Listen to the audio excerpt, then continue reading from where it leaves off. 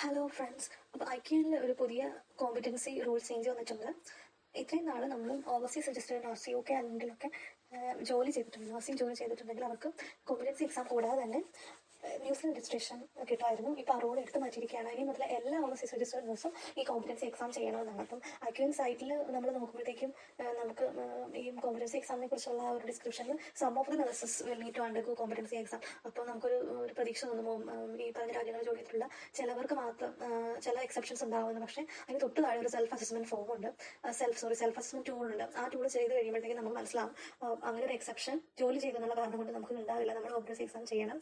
അവരാകെ exception എക്സാമിന് കൊടുത്തിരിക്കുന്നത് ഈ UK, അയർലൻഡ് തുടങ്ങിയ ഇംഗ്ലീഷ് സ്പീക്കിംഗ് രാജ്യങ്ങളിൽ നിന്ന് നഴ്സിംഗ് ഡിഗ്രി പഠിച്ച് അവിടെ ജോലി ചെയ്തുള്ളവർക്ക് മാത്രമാണ്.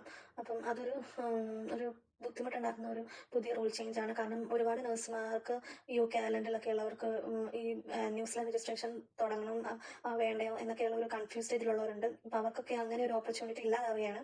പിന്നെ ഒരു ആശ്വാസം എന്ന് പറയുന്നത് ഈ ഒരു പ്രോസസ്സിങ്, അതായത് ന്യൂസ് രജിസ്ട്രേഷനുള്ള CGFNS പ്രോസസ്സിങ് ജൂലൈ 1 മുമ്പായിട്ട് സ്റ്റാർട്ട് ചെയ്തവർക്ക് ഇപ്പോഴും പഴയ പാത്ത് അനുസരിച്ച് തന്നെ കോമ്പറ്റൻസി എക്സാം കൂടാതെ ഈ ന്യൂസ് രജിസ്ട്രേഷൻ ലഭിക്കുക എന്നുള്ളതാണ്.